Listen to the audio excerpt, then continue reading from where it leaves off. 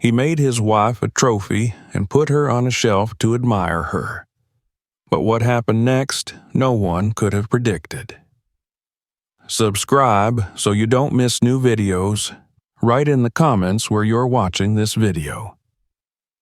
Emily was born in a quiet, unremarkable town where life moved at a slow and predictable pace.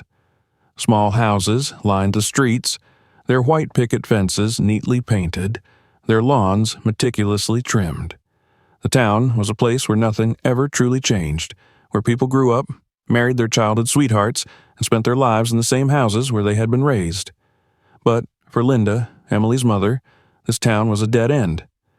Linda had once dreamed of escaping its confines, of making a name for herself in the world of fashion and glamour. In her youth, she had been beautiful, tall, elegant, with striking blue eyes that once turned heads. She had been convinced that she was destined for something greater than a quiet life in a small town. But fate had not been kind to her ambitions. She had chased modeling agencies in New York, walked in and out of auditions, and endured countless rejections before finally returning home, defeated. She swore she would never let her daughter suffer the same fate. From the moment Emily was born, Linda decided that her child would achieve the success she had been denied. The little girl was not simply her daughter. She was her second chance. Linda shaped Emily's life with meticulous precision, treating her not as an individual, but as a masterpiece in progress, a diamond that needed to be carefully cut and polished until it sparkled with perfection.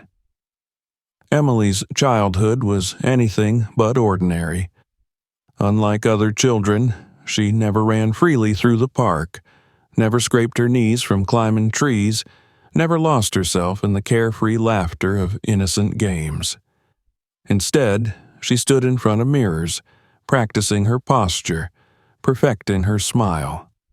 Her mother's hands were always adjusting her shoulders, correcting the angle of her chin, brushing her hair into perfect waves. Again, Linda would say, standing behind her daughter as they faced the mirror together. Posture straight, chin up, eyes soft but confident. You need to captivate people before you even open your mouth. Emily obeyed. She always obeyed. The walls of their house were covered in photographs, not of family memories, but of beauty pageants, glamour shots, and carefully staged portraits of Emily in perfect dresses, her hair in flawless curls, her lips parted in a delicate smile. The trophies from beauty contests sat in a glass case in the living room, polished and arranged like sacred relics. "Do you see these?" Linda would say, gesturing toward the gleaming awards. "This is just the beginning. You are special, Emily. Not like the other children. You have something they don't, and I won't let you waste it." But to Emily, childhood was a series of rehearsals, a never-ending performance. She was always practicing, always perfecting, always striving to meet the impossible standards her mother set for her. There were no lazy Saturday mornings watching cartoons, no play dates with friends. Linda did not believe in wasting time on frivolous things. Emily was not allowed to run too fast or play too hard. She might bruise her legs or get scratches on her arms, and a model must always be pristine. She was given a strict diet from an early age, one that eliminated candy and junk food, anything that might ruin her perfect shape. Linda measured and controlled everything: her meals, her sleep schedule, even her conversations. Books were allowed, but only ones that aligned with her mother's vision. Fashion magazines, beauty guides, etiquette books. Linda dismissed school as a secondary concern. "You don't need to waste time with math and science," she would say. "Pretty girls don't do equations. They smile, they captivate, and they get exactly what they want without ever lifting a finger." Emily absorbed these lessons like a sponge. As she grew, she learned that beauty was not simply an advantage, it was her purpose. She was not meant to be ordinary. She was meant to be admired, desired, envied. And the only way to achieve that was through absolute perfection. At first, it felt natural to believe her mother. Linda's voice was the only one that mattered. But as Emily grew older, doubts began to creep in. Small at first, like tiny cracks in a perfect surface.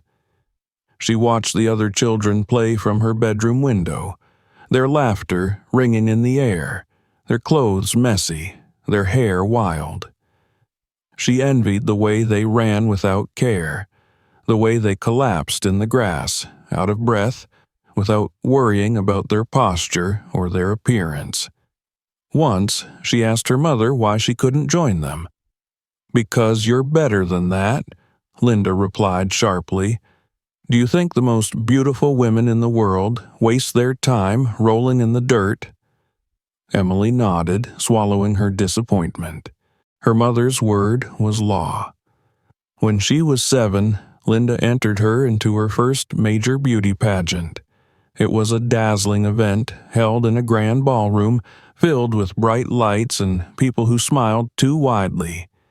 She wore a pale blue dress, her hair styled into perfect curls, her lips painted a soft shade of pink. Her mother had rehearsed every movement with her. How to walk, how to turn, how to smile just enough to look charming, but not desperate. She won first place. The applause was deafening, the cameras flashing. Linda hugged her so tightly that Emily could barely breathe. "You did it," her mother whispered. "See? I told you, you were born for this." The trophy was heavy in her small hands, and for the first time she felt something strange, a mixture of pride and unease. The joy of victory was there, but so was a quiet, unsettling question. If she hadn't won, would her mother still be hugging her? But she pushed the thought aside. Her mother was right. She had to be. As the years went on, Emily continued to win. She became a name in the beauty circuit, a rising star. She learned to accept the sacrifices, her childhood, her freedom, her choices, because they led to success. And success meant admiration, meant being wanted, meant never being overlooked. She was 15 when she signed her first modeling contract. By 17, she had moved to New York. By 19, she was walking on runways in Paris and Milan. She had become exactly what her mother always wanted. She had become perfect. The flashing lights never stopped. They blinded, surrounded, and swallowed Emily whole. Cameras snapped from every direction, their shutters clicking in rapid succession like a drumbeat. The world of high fashion was relentless, a machine that never paused, never slowed, and demanded constant perfection.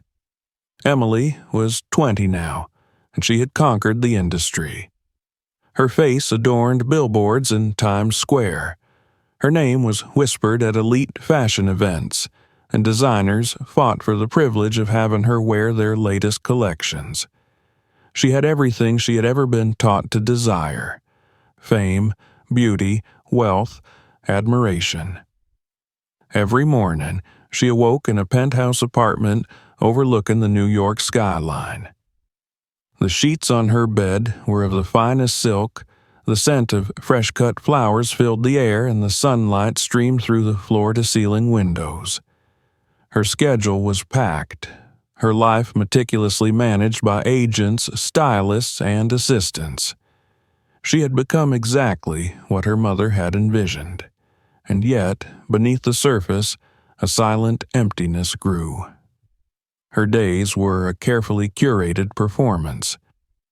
She woke up before dawn to prepare for morning photo shoots, her makeup artist sculpting her face into flawless perfection, her hair styled to match whatever vision the fashion houses had for her.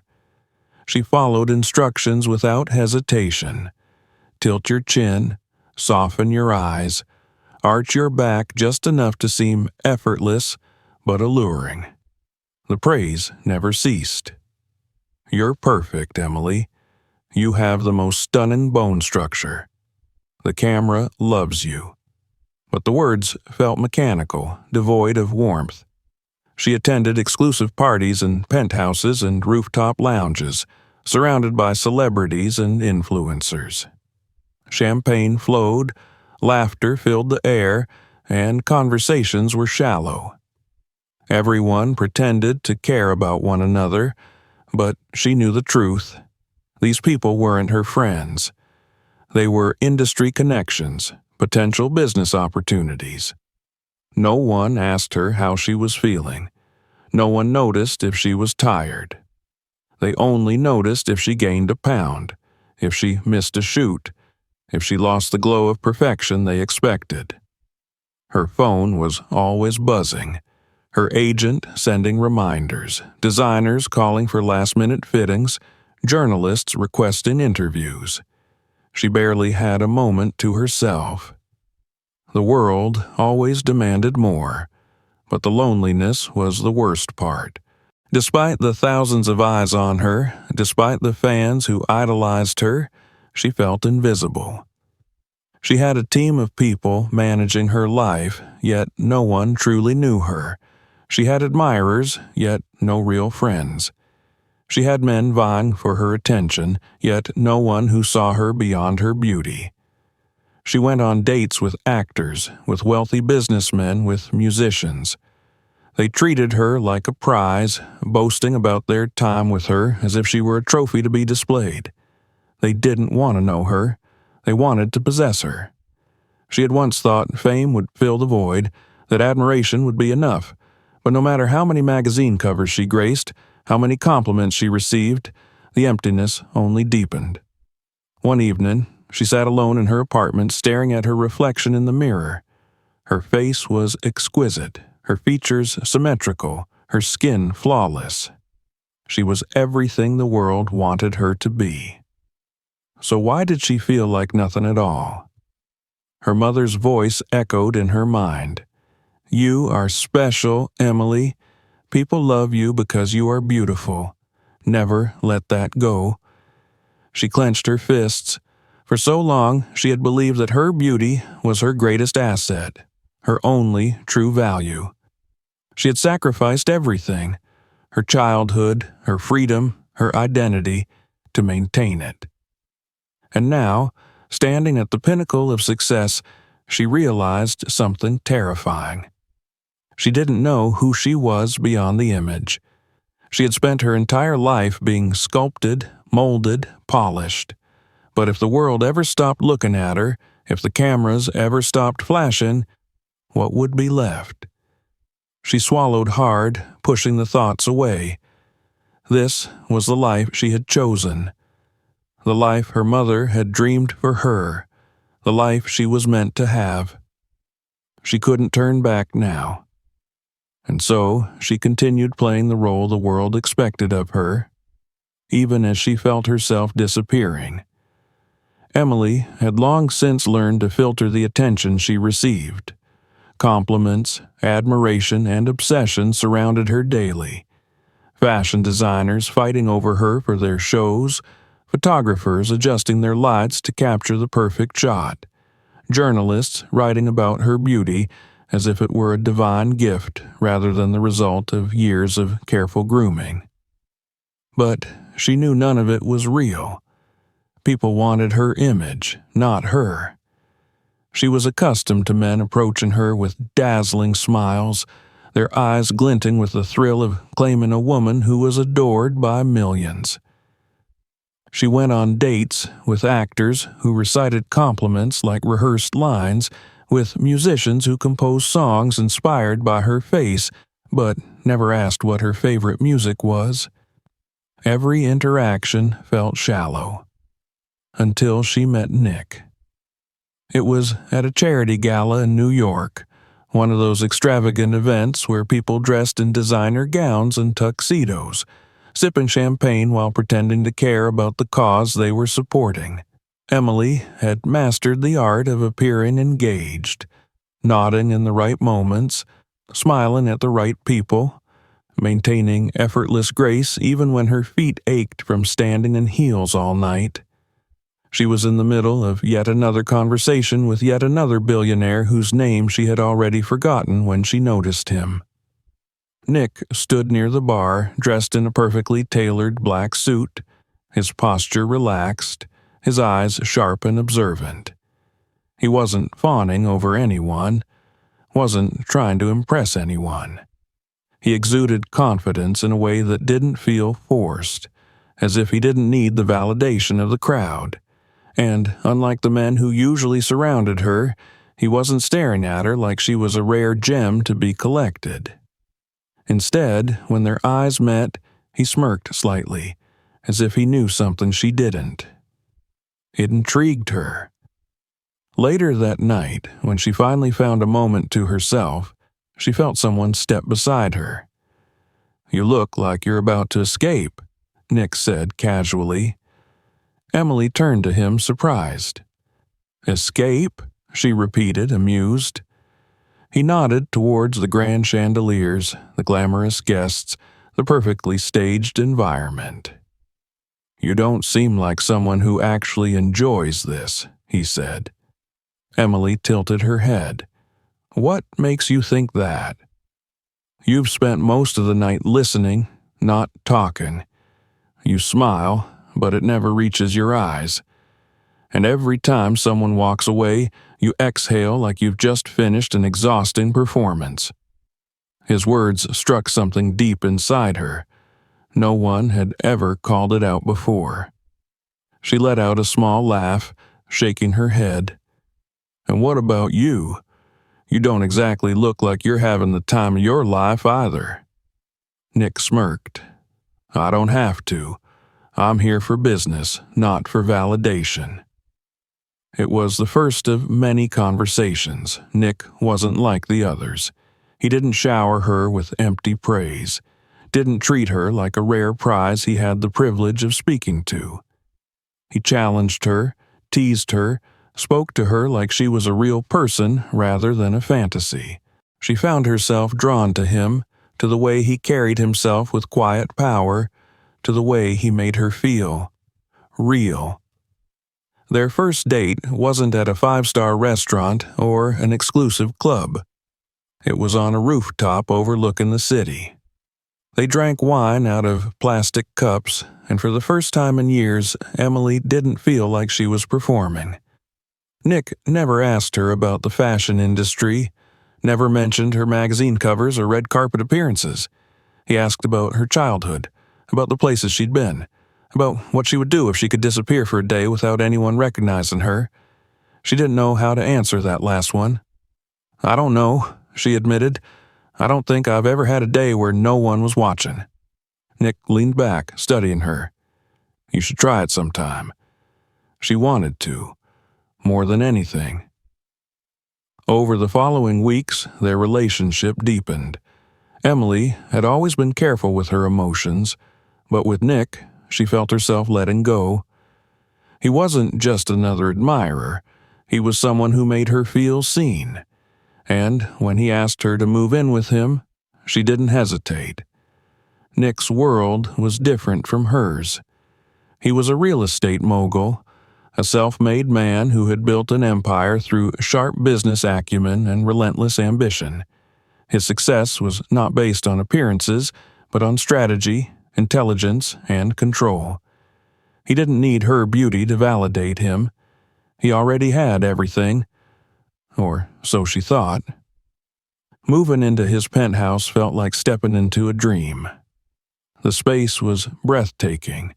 Floor-to-ceiling windows overlooking the skyline, sleek marble floors, furniture that was both luxurious and modern. Nick had designed it to be a sanctuary, a place untouched by the chaos of the world outside. For the first few weeks, everything was perfect. She woke up to him bringing her coffee in bed, whispering "good morning" against her skin. He ran his hands through her hair as they lay on the couch, watching old movies.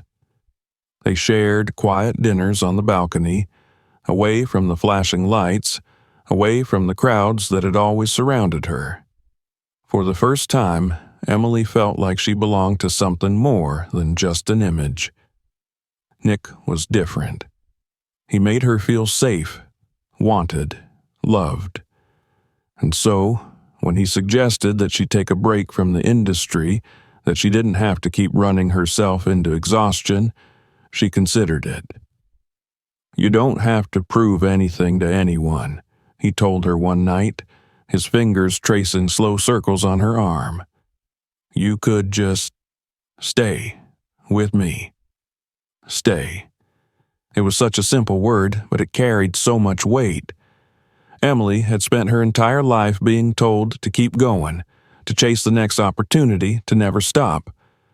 But with Nick, the idea of stopping didn't feel like failure. It felt like peace. Maybe, she thought, she had finally found what she had been searching for all along. The first few weeks in Nick's penthouse felt like stepping into a dream. The weight of constant expectations slowly lifted from Emily's shoulders. For the first time in years, she wasn't bound by a strict schedule of photo shoots, catwalks, or exhausting interviews. The outside world seemed distant, muted, as if she had finally found a place where she could just exist. Nick made her feel secure, cherished. He would kiss her forehead in the mornings, bring her breakfast in bed, and remind her that she didn't need to rush anywhere. "You've done enough running," he would say, brushing a strand of hair behind her ear. "Now you get to enjoy life." And for a while, she believed him. Days passed in a haze of luxury and indulgence. Nick's penthouse was a masterpiece of modern design. High ceilings, panoramic views of the city, furniture sleek and minimalistic, every detail carefully curated. There was something almost surreal about how perfect everything seemed, as if she had stepped out of reality and into a carefully staged fantasy. Nick had an aura of effortless control. He managed his businesses with precision, made million-dollar deals over dinner, yet always found time to sit beside her, to stroke her hand, to remind her how much he adored her. "You're the most beautiful thing in this world," he murmured one evening as they sat by the fire, his hand resting on her thigh. Emily smiled, but something inside her tensed. The words were meant to be a compliment, yet there was something in the way he said it, something possessive. She ignored the feeling. At first, the idea of taking a break from the industry seemed like a relief. She had spent years running from one job to the next, barely breathing between campaigns and fashion weeks. Maybe she did deserve to rest. Maybe this was what happiness looked like, peaceful, quiet, untouched by the chaos of the outside world. But as time passed, she began to feel something strange. The quiet was suffocating. She found herself pacing the penthouse, staring out at the city below, feeling like a bird locked in a gilded cage. The things that once made her happy, modeling, traveling, the rush of walking down a runway, felt like distant memories. She tried to bring it up with Nick one evening, casually mentioning a potential shoot her agent had called about. Nick frowned, swirling the wine in his glass. "I thought you were done with all that," he said. "It's just one campaign," she replied, forcing a light tone. "I'll miss it, that's all." He set his glass down and leaned closer, brushing his fingers along her cheek. "You don't need to do that anymore, Emily. You've already proven yourself. Why go back to something that only exhausts you?" His voice was soothing, gentle, but firm. She hesitated. He was right, wasn't he? She had spent years pushing herself to exhaustion. Maybe she should just enjoy the life he was offering her. So she let it go. Until one morning, she woke up to the sound of drilling. At first, she thought it was coming from outside, from the city streets below. But as she walked through the penthouse, the noise grew louder, more distinct. It was coming from Nick's study. Confused, she stepped inside and froze. Nick stood by the far wall, assembling something large. A massive, custom-built shelf, sleek and imposing, spanning nearly the entire length of the room. Emily blinked. "What are you doing?" Nick turned, smiling warmly. "I'm building something for you." Her brow furrowed. "For me?" He gestured toward the shelf. "I want you to sit here while I work, so I can always see you." She let out a small, incredulous laugh. "You're joking." His smile didn't waver. "I'm not." Her laughter faded. "Nick, that's ridiculous." "Why?" he asked, his tone still calm, still reasonable. "You're the most beautiful thing in the world to me. Looking at you makes me feel inspired. Why wouldn't I want you here, in my space?" She stared at him, searching for any hint that this was some elaborate joke, but his expression was sincere. He truly meant it. Something cold curled in her stomach. "Nick, I can't just sit here all day. I have things to do. Like what?" he interrupted smoothly. "What could possibly be more important than being with me?" She opened her mouth but found herself unable to answer, because she had let everything else go. She had left her career behind. She had cut off her industry connections. She had allowed herself to become entirely dependent on him. And now there was nothing outside this penthouse. Nick reached for her hand, his grip warm and reassuring. "Emily, I'm offering you something most people can only dream of. A life of comfort, of ease. No more stress, no more pressure. Just me and you, together." He spoke as if he were doing her a favor, as if this wasn't the most unsettling thing anyone had ever asked of her. But she had spent her entire life being shaped by others. By her mother, by the industry, by expectations of what she should be. Maybe this was just another role. So she hesitated. And in that hesitation, Nick leaned closer, pressing a kiss to her forehead. "Trust me," he whispered. "This is the best thing for you." And she, tired, unsure, afraid of what would happen if she said no, nodded. She agreed. She let him lift her onto the shelf, arranging her gently, like an artist positioning a masterpiece in the perfect light. And as she sat there, looking down at him as he smiled up at her, she told herself that this was love, that this was devotion, that she wasn't just another object in his carefully curated world. But deep down, something inside her began to crack. At first, Emily convinced herself that it was only temporary. She sat on the shelf, hands resting neatly in her lap, her legs crossed at the ankles like a poised ballerina at rest. Nick's study was spacious, decorated with dark wooden furniture, expensive books, and minimalist sculptures. The shelf he had built for her blended seamlessly into the decor, sleek, modern, elegant. For the first few days, she humored him. She told herself it was an eccentric request, something indulgent but harmless. She watched him work, watched the way he scrolled through documents, made calls, signed contracts that moved millions of dollars in and out of his empire. At first, he would look up at her often, his lips curling into a smile. "You look perfect up there," he would say, "like a muse." She smiled back, forcing herself to believe that this was just another role. But then the novelty wore off. Nick stopped glancing up as often. His compliments became less frequent. The admiration in his eyes dulled, as if he had already memorized her face and no longer found it quite as fascinating. At first, she waited for him to notice. She tried shifting slightly, adjusting her posture to recapture his attention. She smiled at him whenever he looked up, but his gaze barely lingered before he returned to his work.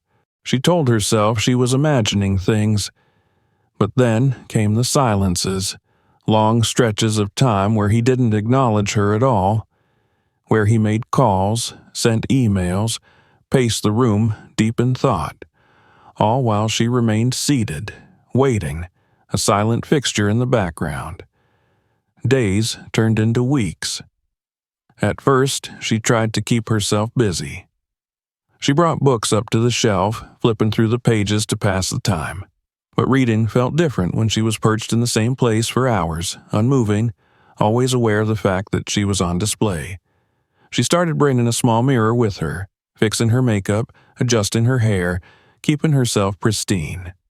She told herself that if she just stayed beautiful, if she just remained flawless, Nick would look at her the way he used to. But his eyes rarely met hers anymore. And when they did, his expression wasn't admiration. It was indifference. One evening, she decided to test him. She deliberately mussed her hair, smudged her lipstick just a little, let her posture slump. When Nick entered the room, she watched him carefully, waiting for a reaction. He glanced at her just once, for barely a second, before continuing on as if he hadn't noticed anything at all. She sat there, frozen, realization crashing over her. It didn't matter anymore. She had become part of the room, an object blending into the decor. She wasn't a muse. She was a decoration. She tried talking to him more, initiating conversations, asking about his day. His responses were brief, distracted. He nodded absently, muttered a few words, but he didn't truly listen. And then, one evening, he didn't respond at all. She had asked him something. She couldn't even remember what, but he hadn't acknowledged her, hadn't even turned his head. It was the moment she realized she had become invisible. The loneliness settled in her chest like a stone. She tried to entertain herself, playing music in her head, going over old memories. She did small exercises, flexing her toes, stretching her arms when Nick wasn't looking. But even that became tiresome. She started making noise, small, deliberate disruptions. She tapped her nails against the wooden surface, cleared her throat pointedly, adjusted herself so the shelf creaked slightly beneath her. Nothing. She tried something bolder. One afternoon, when Nick was on a business call, she lifted her arms above her head and stretched, letting out a loud sigh as she moved. Nick's eyes flicked up, irritation flashing across his face. "Emily," he said, voice clipped.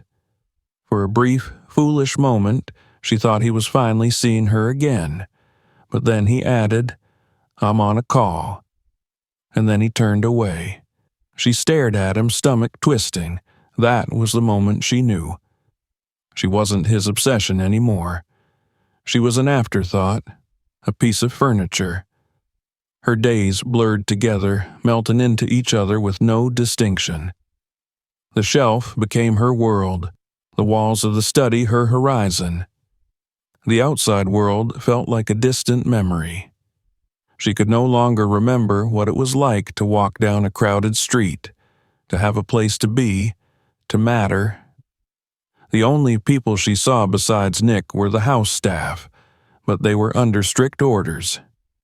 They greeted her with a polite hello or good evening, but never more than that. One day, out of sheer desperation for human interaction, she tried engaging one of them in conversation, a housekeeper, a young woman with tired eyes. "So, how long have you worked here?" Emily asked, forcing brightness into her tone. The housekeeper hesitated, glanced toward the door, then muttered, "A while." Emily tried again. "Do you like it?" The woman shifted uncomfortably. "I'm not supposed to talk too much." Emily's chest tightened. "Not supposed to talk? To me?" The woman gave her a quick, almost apologetic look before lowering her head. "I have to get back to work." Emily sat there, staring after her, feeling something crack deep inside. Nick had ordered them not to talk to her. She wasn't just isolated, she was controlled. The realization sent a wave of nausea through her. The life she had once thought was paradise had become a prison. She had traded the suffocating expectations of the fashion world for something even worse: irrelevance. One night, in a final, desperate attempt to reclaim Nick's attention, she dressed herself in the most stunning gown she owned. Deep red silk, the kind of dress that once would have made his eyes darken with desire. She did her makeup to perfection, styled her hair as if she were preparing for a red carpet event. Then she sat on the shelf, waiting. When Nick walked in, she held her breath, waiting for something. Admiration, interest, anything, but he didn't even look at her. He walked past, barely acknowledging her presence, muttering something about a long day. Then he sighed, rubbing his forehead. "I should move my desk," he murmured. "I'm not getting enough sunlight here." Emily's stomach dropped. He wasn't looking at her. He wasn't ignoring her to punish her. He had simply forgotten her. And as he turned his desk toward the window, away from the shelf, she realized something truly horrifying. She couldn't even see his face anymore. And for the first time since she had agreed to this life, Emily broke. Silent tears streamed down her face as she sat there, alone, completely unseen. Nick had placed her on a pedestal, had claimed to worship her beauty, to treasure her presence. But she'd never been anything more than an ornament. And now, even as she sat there, dressed in perfection, waiting for his gaze, she was nothing. 3 years passed. Emily no longer counted the days, nor did she track the seasons. There was no difference between morning and night. Her world was contained within the walls of Nick's study, where she remained on her shelf like a forgotten artifact. The dust never settled on her because she still brushed it away, still fixed her hair, still maintained the appearance of the woman Nick had once adored. But she knew the truth. She had become invisible. Nick had stopped speaking to her unless absolutely necessary. At first, he still made small talk, asking if she was comfortable, if she needed anything, if she was happy.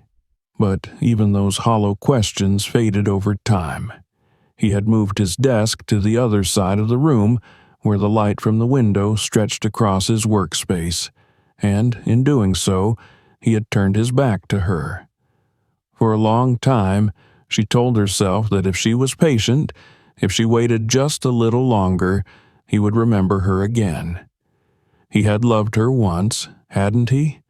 He had wanted her so desperately, had given her everything, had convinced her to stay. But love was not a permanent state. Love, in Nick's world, was something to be possessed, displayed, admired, until it was no longer interesting. She spent her days in silence. The staff remained under strict orders to engage her as little as possible.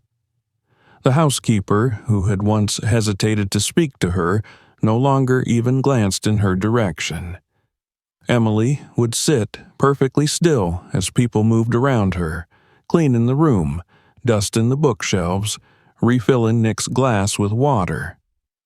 They acknowledged her existence, but only in the same way they acknowledged the sculptures in the hallway or the vases on the mantel. Nick's routine never changed.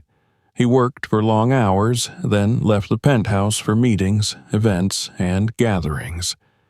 He used to invite her to accompany him. That had stopped long ago. One night, she sat awake, staring into the darkness, the city skyline glowing beyond the glass walls of the penthouse. She had once walked those streets freely, had once moved through the world as someone of importance. Now she sat, untouched by time, preserved like a relic. The realization settled in her chest with a terrible, crushing weight. If she didn't leave now, she never would. The thought had visited her before, but she had always pushed it away. Where would she go? Who was she outside of this? She had severed ties with the industry. She had given up everything to belong here. If she stepped outside now, she would be stepping into a world that no longer recognized her. But staying was worse. The next morning, she made her decision. She had imagined it so many times, stepping down from the shelf, walking out the door, breathing in fresh air. But when she finally shifted her weight forward, her body resisted. She had not stood on her own in 3 years. Her muscles had weakened, her limbs stiff from years of unnatural stillness. She placed her hands on the wooden edge, gripping it tightly, preparing herself. The floor seemed impossibly far away. She knew logically that the height was nothing. She had stepped down from greater distances before, but her mind refused to accept it. She picked up one of her heels and dropped it over the edge. It landed softly, barely making a sound, but to her ears it was as if it had plummeted into an abyss. Her breath caught in her throat. She threw the second shoe, watching it fall in the same way, her heartbeat pounding. It wasn't that high. It wasn't that high, but fear had a way of twisting reality. She clutched the edge of the shelf, her nails digging into the wood. She could stay. She could convince herself that this was still salvageable, that Nick would look at her again if she just remained patient. But something deep inside her whispered the truth. Nick would never look at her the way he had before. He had already moved on. If she did not climb down now, she never would. She inhaled sharply, her fingers trembling as she swung one leg over the edge. Her entire body shuddered, unused to the movement. She let her foot dangle, toes searching for a surface that felt impossibly far away. The moment stretched into eternity. Then she let go. She fell faster than she expected, her body colliding with the floor in an awkward heap. The impact sent a shock through her legs, her arms, her spine. She gasped, clutching at the rug beneath her, dizzy with the sensation of movement. She had done it. She was on the ground. She pushed herself up on shaking limbs, forcing herself to stand, to move. Her legs screamed in protest, her balance unsteady. She took one step, then another. She was free. But freedom did not feel like she had imagined it. It felt terrifying. She stumbled towards the door, gripping the handle, half expecting Nick to appear, to stop her, to tell her that she had misunderstood everything. But the room remained empty. He was gone for the day. Her breath came in shallow gasps as she stepped into the hallway, her bare feet cool against the marble floor. The elevator was ahead. No one stopped her. The staff had been trained to ignore her, and now it worked in her favor. They passed by without questioning why she was walking freely, without alerting Nick. She pressed the elevator button with trembling fingers. It arrived with a soft chime, the doors sliding open. She stepped inside, her reflection catching in the mirrored walls. She barely recognized herself. Her hair was still perfectly styled, her dress flawless, but her eyes were hollow. The doors closed. The elevator descended. Her heart pounded as she watched the numbers tick down, her stomach twisting with the weight of what she was about to do. The doors slid open, revealing the lobby. Sunlight streamed through the glass entrance, spilling across the marble floors. The city stretched beyond it, vast and endless. Emily took a breath. And then she walked forward. The sunlight hit her face with an intensity she hadn't felt in years. It was strange, almost painful, like stepping into a world she no longer belonged to. The air smelled different, of car exhaust, of freshly brewed coffee from a nearby cafe, of the warmth of pavement beneath the morning sun. She had been so used to the filtered air of Nick's penthouse, where everything was temperature-controlled, scented with expensive candles and untouched by the chaos of the outside world. Now, for the first time in years, she was part of it again. She walked without a plan, without knowing where she was going. Her legs were weak, each step unsteady, as if she had forgotten how to navigate a world that did not revolve around her. People passed by, barely glancing in her direction. She had once been the center of attention wherever she went, a name that filled magazine pages and fashion blogs, a woman who turned heads with a single glance. Now she was just another face in the crowd. A group of young women laughed as they crossed the street, arm in arm, their energy so effortless, so free. Emily watched them with a strange mix of envy and longing. She had never moved through the world like that, without thought, without calculation. Every step she had taken in her past life had been deliberate, every glance measured, every interaction filtered through the lens of her own image. Now, stripped of that identity, she felt lost. She passed by a shop window and caught a glimpse of herself in the glass. Her hair was still in perfect waves, her makeup still intact, her dress still elegant. But something was missing. Her reflection did not look like a person. It looked like an echo of who she had once been, a woman frozen in time.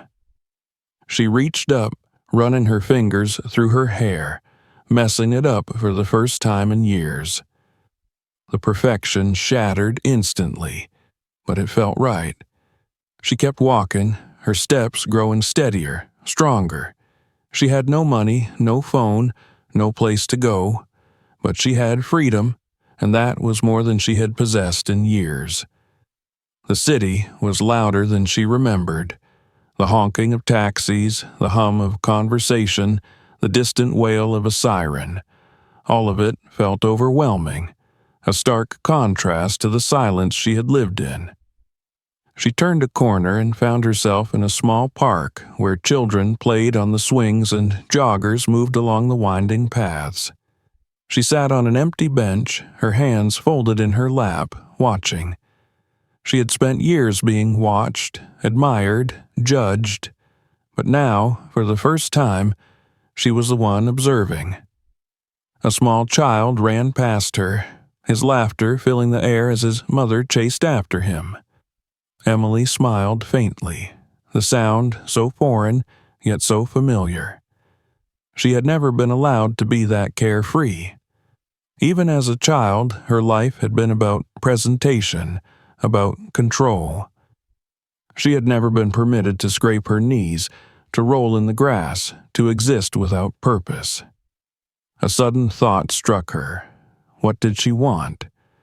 Not what her mother had wanted, not what Nick had expected, but what she, Emily, wanted. She didn't know. She stood up, feeling restless. The world stretched before her, endless and unfamiliar. She needed to do something, anything, to remind herself that she was alive.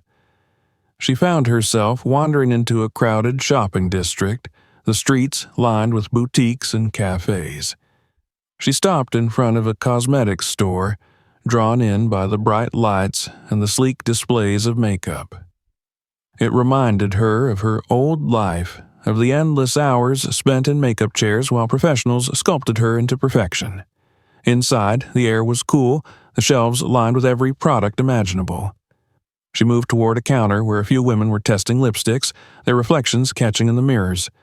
She picked up a tube of foundation, turning it over in her hands. A woman beside her glanced at her and smiled. "You have great skin," she said. Emily hesitated. Compliments had once been the currency of her world. exchanged as effortlessly as breaths. But this one felt different. It was not calculated, not rehearsed. It was just a passing observation, given freely. "Thanks," Emily said softly, placing the foundation back on the shelf. One of the store clerks approached, a woman with warm brown eyes and a friendly smile.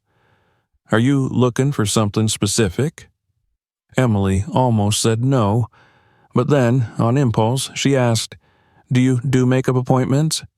The clerk nodded. "Of course. Would you like one?" She wasn't sure why she had asked. Perhaps she just wanted to see what it felt like to be taken care of, not as an object of perfection but as a person. She sat in the chair as the clerk worked, blending foundation into her skin, dusting powder across her cheeks. It was an ordinary experience, something millions of women did every day. But to Emily, it felt like reclaiming a part of herself she had lost. When the clerk finished, she handed Emily a mirror. She looked at herself and, for the first time in years, saw not a model, not a trophy, not a decoration, just a woman. The clerk tilted her head. "You're really good at this," she said. "Do you do makeup professionally?" Emily let out a soft laugh, the idea absurd. "No," she said, shaking her head.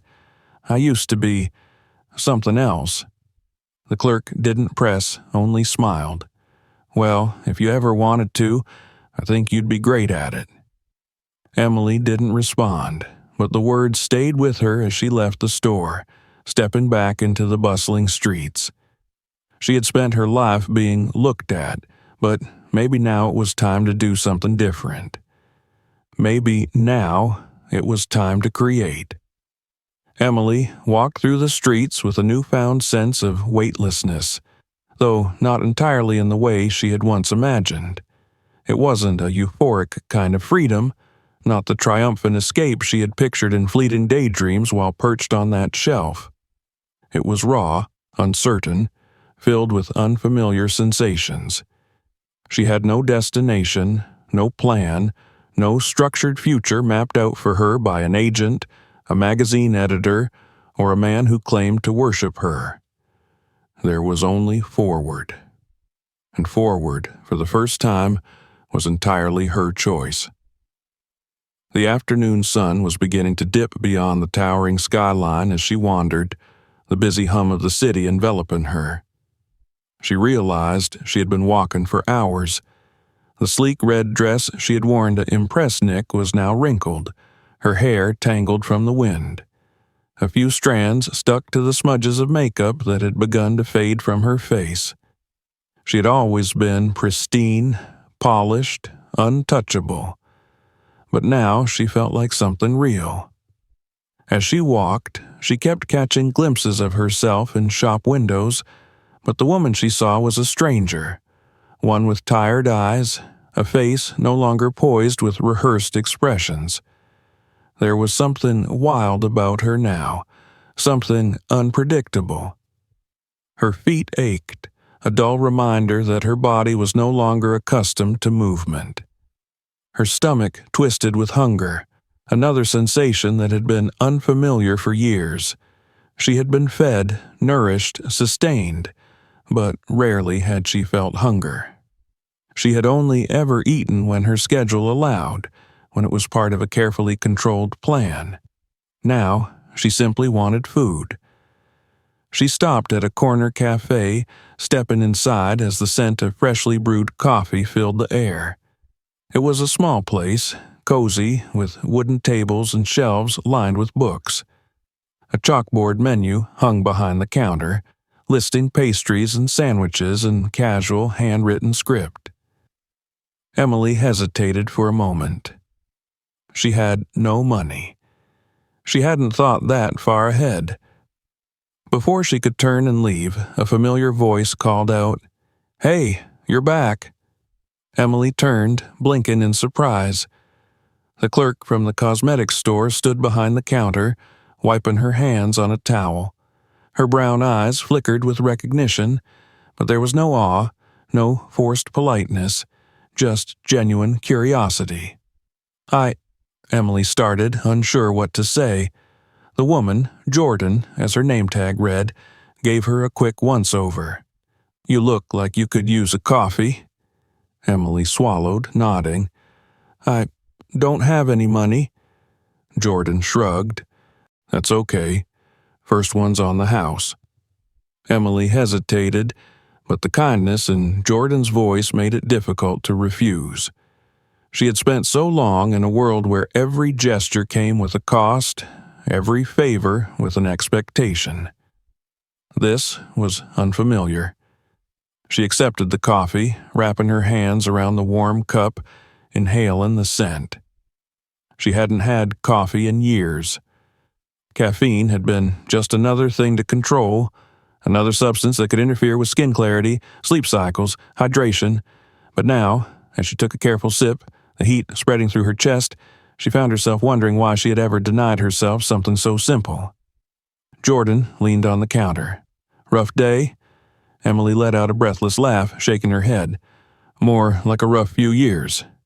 Jordan arched a brow. "Yeah? You want to talk about it?" Emily wasn't sure. She had spent her entire life either saying exactly what people wanted to hear or saying nothing at all. This casual conversation with no expectations felt foreign. But then, before she could overthink it, the words came spilling out. She told Jordan that she had left a man who had stopped seeing her, that she had spent years being looked at but never known, that she had once thought beauty was enough, only to realize it had never been hers. It had always belonged to those who admired it, who claimed ownership over it, who dictated what it should be. Jordan listened, never interrupting. She didn't react with shock or disbelief, didn't press for details beyond what Emily was willing to give. She simply nodded, occasionally offering small sounds of acknowledgement, as if she understood. When Emily finished, there was a long pause. Then Jordan said, "You know, I used to be a ballet dancer." Emily blinked, caught off guard by the sudden shift. Jordan smirked. "I was supposed to be the next big thing. At least, that's what my instructor told me. Spent years training, dedicating everything to it. But at some point, I realized it wasn't for me. I wasn't dancing because I loved it. I was dancing because I thought I had to." Emily tilted her head. "What did you do?" Jordan shrugged. "I quit. It was terrifying. Everyone thought I was throwing my future away. But you know what? I don't regret it. Life's too short to keep doing things that don't make you happy." Emily stared at her, something stirring deep within her. She had never been given that choice. She had never even considered it a possibility.